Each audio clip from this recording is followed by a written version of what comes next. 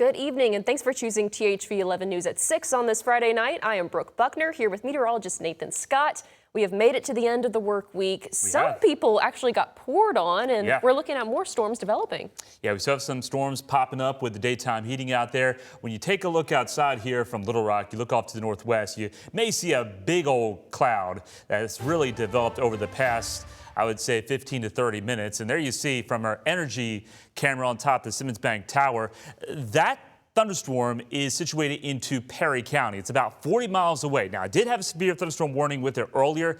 That storm has collapsed. It is weakened below severe limits, but more storms are developing over here along the border of Logan County and into Prairie County. The strongest cell we're contending with right now is for you folks into parts of Cleveland County.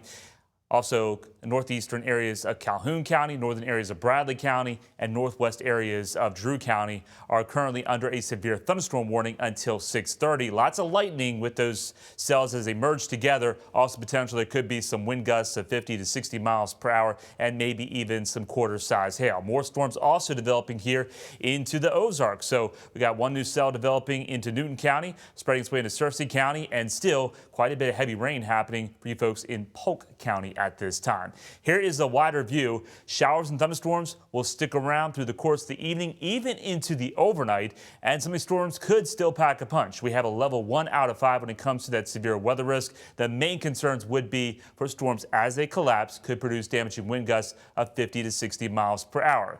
Tomorrow, more clouds, and I think it'll be cooler. Highs tomorrow, upper 80s to lower 90s, with still the potential of some rain, especially in the morning. I'll have more on your weekend forecasts coming up. All right, Nathan, thank you. The wife of former Arkansas lawmaker and Benton County judge candidate Austin McCollum has filed for divorce. Reagan McCollum is seeking custody of their 2 children and child support. Austin McCollum resigned his state house seat after his arrest, but that does not remove him from the county judge race. As of today, he remains the Republican nominee and the only candidate on the November ballot. A 72-year-old woman from Logan County is charged with manslaughter. She's found unfit to stand trial. Court documents suggest Martha Phillips had been diagnosed with delirium and had other health issues. Phillips was arrested in June of last year after being suspected of buying her grandson a sports car and racing him before he crashed. 2 people died after wrecking into an oncoming tractor trailer after being rear-ended. Police say her grandson was driving more than 150 miles per hour without a driver's license and was arrested. Phillips pleaded not guilty. A separate driver is facing charges after a high-speed chase led to a crash, injuring 2 others on an Arkansas interstate. Lloyd Hamilton III was arrested Wednesday after a state trooper tried to make a traffic stop on Interstate 555.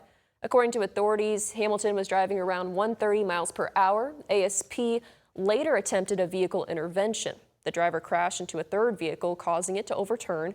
Hamilton and the 2 others in another vehicle were taken to local hospitals. A search of Hamilton's vehicle led to the discovery of narcotics, and Hamilton faces several charges, including felony fleeing along with second-degree battery, among others. Safe rooms and shelters are becoming a bigger part of school safety plans, protecting students and staff from severe weather or intruders. In Searcy, the school district has installed a shelter in every classroom. THV 11's Carter Thweet shows us how they work and how the district made it happen. This day has been in the making for years. We feel like we've taken a big step in making sure that our students and our staff are safe from the moment they walk on campus. Searcy School Superintendent Bobby Hart pushed for this $4.6 million project. Our voters were kind enough to approve a bond extension that helped. We're taking some of those dollars and putting it in this project. The project is this, times 183. That's the number of shelters needed to put one in every classroom, cafeteria, and gymnasium at 4 schools, including Sidney Diener Elementary. We stumbled upon these folks from National Safety Shelters, and they have a product that is kills 2 birds with 1 stone. It's an intruder safety issue, but also a storm safety prevention model. There's also one in the library. Haley Mars is the librarian and has a child at Sidney Diener. As a parent, I'm excited that That's how they want to use funding, is to keep our students and all stakeholders safe. Teachers have personalized many of the shelters. One tells me the roof also provides extra storage space, but safety remains the priority. If there's a weather event or if there is an unpredictable situation, I like that it removes the element of panic so that we can safely and quickly get to a good place. We're excited, ready for a school year to begin. In Searcy, Carter Thweet, THV 11 News. All right, thank you, Carter. The classroom shelters join 2 safe rooms already in place at the district's junior high and high school. The superintendent says they hope to eventually open the shelters to community members during severe weather outside of school hours. Reported Cyclospora cases are continuing to rise right here in Arkansas, with the amount now reaching 237, according to the Department of Health. The central part of the state is seeing less than 10 cases in some counties, but northwest Arkansas is seeing much more, with 19 cases in Boone, 22 in Washington, and more than 100 in Benton County. Additional data from the CDC shows more illnesses and confirmed cases, with exposure at Taco Bell and Taylor Farms Mexico-based lettuce. With rising concerns, many are opting to not eat lettuce at all, but if you still want to, the FDA is offering some tips to help reduce or even prevent your chances of Cyclospora. Make sure to discard outer layers of fruits and vegetables and rinse produce thoroughly to avoid cross-contamination. In education news, proposed federal changes could affect how Head Start programs operate and what that could mean for thousands of Arkansas families who rely on them. It comes after federal funding uncertainty last year forced UAMS to consider closing several Head Start classrooms, a decision later reversed. THV 11's Maya Ellison has more details.